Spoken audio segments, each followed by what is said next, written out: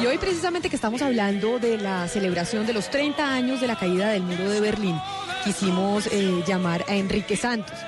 Enrique, y le damos la bienvenida, gracias por estar con nosotros hoy en Mañanas Blue, qué placer tenerlo acá. Hola Camila, el placer es mío y gracias por llamarme. Mire, usted vivió en Alemania, Enrique, en los años 60 y por eso me llama la atención preguntarle, y es ¿cómo era la Alemania que le tocó vivir? ¿Cuál era ese ambiente estudiantil que se vivía en ese momento en Alemania? ¿Cuál era el debate político antes de la caída del muro? Bien, bueno, yo viví en Alemania de 67 y 69. Yo he estudiado filosofía en la Universidad de los Andes y me gané una beca del gobierno alemán para estudiar ciencia política en la Universidad de Múnich. Entonces, allá terminé y me encontré con un país. Alemania era un país que todavía estaba en el ambiente de Guerra Fría, un país dividido en dos Alemanias, la Alemania federal, la Alemania comunista, su capital, Berlín, también dividida en dos por el llamado Muro de la Infamia. Y me encontré un ambiente, pues el ambiente estudiantil era bastante radicalizado y politizado. Los jóvenes, obviamente, con un país dividido de esa manera, eran jóvenes. Los amigos míos que me tocaron, mis condiscípulos, aún tenían como el trauma de la Segunda Guerra Mundial, un poco el estigma del nazismo, poco hablaban de lo que habían hecho sus padres durante la guerra, pero todos hablaban de una manera muy entusiasta y activa sobre lo que estaba sucediendo en el mundo y en Europa. Entonces, eso me tocó, y el movimiento estudiantil que comenzó en Europa en esa época, muy radical, y que culminó en la famosa revuelta de mayo del 68 en París, pues se originó en realidad en la Universidad de Berlín, con el célebre líder que se llamó Rudi Dutschke, Rudi el Rojo, que fue asesinado años después por un extremista de derecha.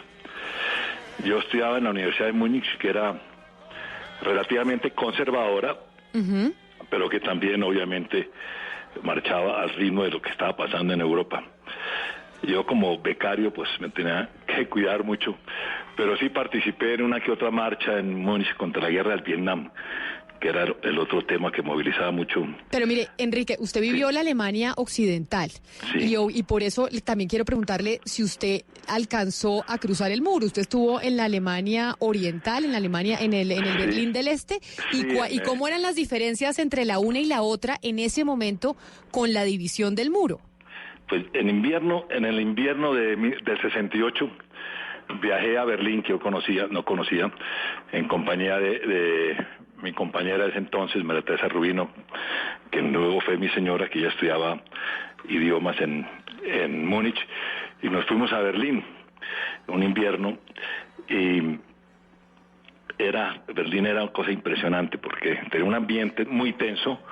Berlín occidental estaba enclavado en la mitad de la Alemania comunista, de la llamada República Democrática Alemana, y llegar allá pues era llegar ahí sí el ambiente total de Guerra Fría, y yo pues tenía muchas ganas de pasar al otro lado, de pasar a Berlín Oriental, que yo me decía, esto no puede ser tan malo como dice la propaganda capitalista y tal, pero resultó peor. Es decir, desde el momento del cruzar el muro, el papeleo, las requisas, la hostilidad de los policías, los bopos, los famosos bopos, fue algo bastante duro, deprimente. Y entrar a Berlín Oriental fue como retroceder 20 años, una atmósfera bastante lúgubre. La capital comunista de Alemania estaba llena de unos horribles monumentos al socialismo y a las glorias del socialismo, y lo que más me impactó era como la tristeza, el rostro apesumbrado de la gente. Y Berlín en ese momento era como el punto de competencia y de choque entre los dos sistemas, entre el sistema capitalista y el sistema comunista, y ya era muy claro que uno había ganado y el otro había levantado un muro ocultar todo lo que ha hecho.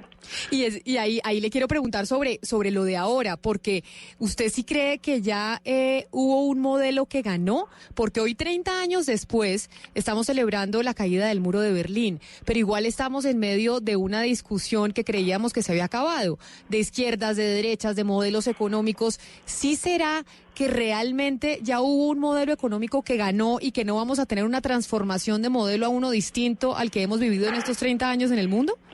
Pues la competencia de ese momento, la Guerra Fría, que era la guerra realmente que polarizó al mundo después de la Segunda Guerra Mundial, la rivalidad entre Moscú y Washington que encarnaban el sistema capitalista, el sistema comunista, pues ya no cabe ninguna duda de quién ganó eso. Es decir, y Berlín simbolizó eso, y la caída del muro no solamente fue el fin de esa Guerra Fría que polarizó a Occidente y a Oriente, sino que también fue el comienzo del desplome de la Unión Soviética y de todo el bloque soviético y toda esa concepción de la economía socialista. Entonces, en ese sentido, pues es clarísimo quién ganó esa disputa en ese momento.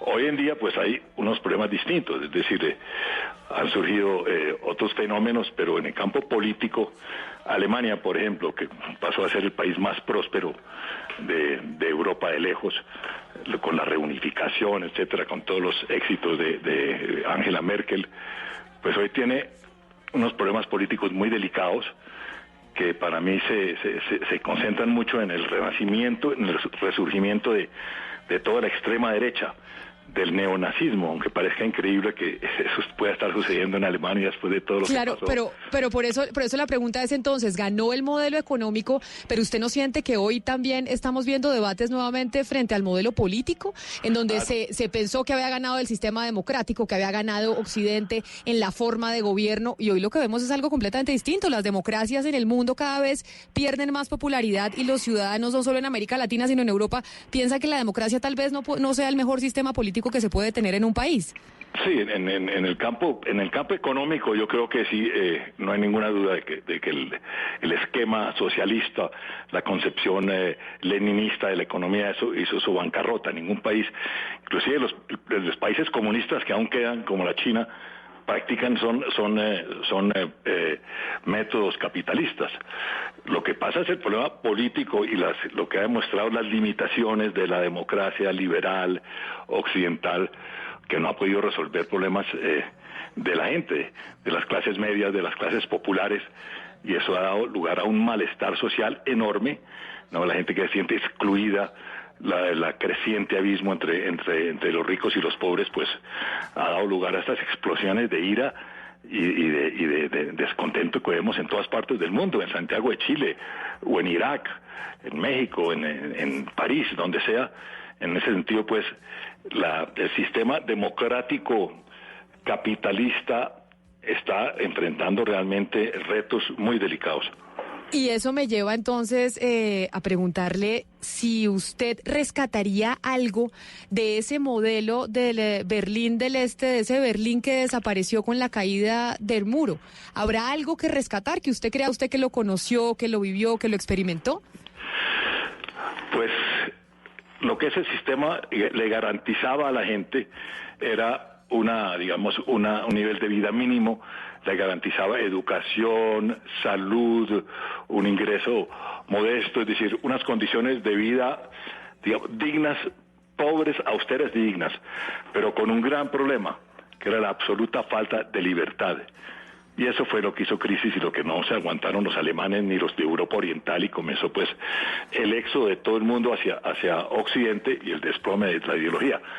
Pero yo veo poco rescatable realmente de ese sistema, y los recuerdos que yo tengo no son muy edificantes, y fuera, digamos, de las virtudes de la cosa social que tenían, de toda una red de asistencia, de que nadie se muera de hambre, garantizar educación, salud, pero sobre el precio de la libertad era más importante que eso, y así pues lo demostraron los hechos. Pero ese es otro debate que hay hoy en día. ¿Sí será que la libertad y el precio de la libertad es lo más importante? ¿Será que los seres humanos prefieren la libertad por encima de cualquier cosa, por encima incluso del bienestar económico? Pues cuando los seres humanos cuando pierden la libertad, ahí se dan cuenta de muchas cosas y comienzan a luchar por rescatarla. Todas las explosiones de rabia y descontento que hay ahora, digamos, en países como Chile, en Ecuador, los países vecinos o los países europeos o asiáticos, generalmente se producen en países donde la gente tiene libertad de movimiento, libertad de expresión, pero siente que su nivel de vida decae, que no tienen las condiciones para salir adelante, es una juventud que se siente bloqueada, que ve el creciente abismo entre los ultrarricos y la gente que está estancada.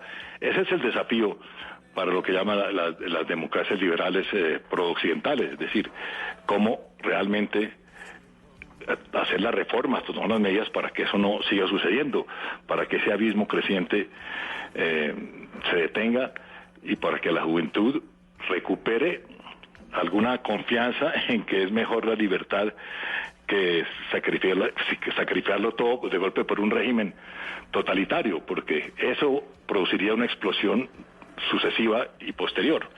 Imagino que usted pues volvió años después de su paso por Alemania cuando era estudiante. ¿Y cómo fue esa visita después de ver ya una Alemania reunificada en donde incluso sigue habiendo problemas en medio de unas tensiones sociales entre el este entre la Alemania oriental y la Alemania occidental, en donde todavía incluso se está discutiendo si han podido hacer una reunificación totalmente exitosa? Sí, yo visité a Berlín un año después de la caída del muro, en noviembre de 1990, me acuerdo. Y aún recuerdo ahí parado frente a la fastuosa puerta de Brandenburgo, que simbolizaba toda la reunificación de Alemania, etcétera.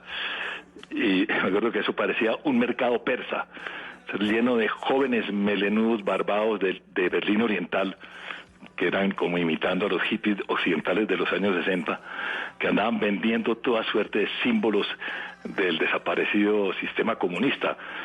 Vendían pedazos de muralla, 10 marcos, gorros y uniformes de los odiados Vopos, los policías, el Volkspolizei, la policía del pueblo, que eran detestados, eran los que le disparaban a la gente que trataba de escapar del muro. Y la gente estaba como un frenesí de libertad y de adquisición de cosas que no habían tenido. Y Berlín Oriental, obviamente, ya no era el mismo que yo había conocido. No eran unos opulentos Mercedes-Benz a toda velocidad por todas las calles, frente a unos Ladas, los carros esos medio soviéticos desvencijados. Los de Occidente iban a ver qué podían comprar en Berlín Oriental. Los orientales iban al Berlín Occidental a conseguir trabajo. Había pues todavía, un año después de la reunificación y de todo, todavía había grandes diferencias entre ambos sistemas y los alemanes orientales y occidentales. Hoy en día persisten fenómenos muy extraños. Por ejemplo, todo este fenómeno de extrema derecha, todo este neonazismo que está surgiendo, tiene sobre todo fuerza en el antiguo Alemania Oriental, que estuvo pues siempre bajo un sistema totalitario de comunistas. Es como si no hubieran asimilado realmente una libertad, como si tuvieran una nostalgia, por más insólito que parezca, una nostalgia de la cosa nacionalista, autoritaria, y con síntomas tremendos de racismo, de antisemitismo, de odio a los extranjeros, que parecería inverosímil en un país que ha vivido lo que ha vivido. Pero en ese caldo de cultivo que es hoy en día Europa para nacionalismos y populismos y todo, quién sabe qué pueda pasar. Pues Enrique, queríamos hablar con usted unos minutos, hoy que estamos precisamente pues celebrando esa caída, celebrando o conmemorando la caída del muro de Berlín, que por lo menos para nuestra generación fue ese día en donde el mundo cambió. Y fue un día de ilusión para muchos, y pues todavía estamos haciendo análisis de lo que eso significó para el planeta. Es correcto, pues fue un hecho de unas proporciones, de unas dimensiones enormes que tal vez todavía no hemos asimilado totalmente. Pues es Enrique Santos. Enrique, mil gracias por haber estado con nosotros hoy aquí en Mañanas Blue.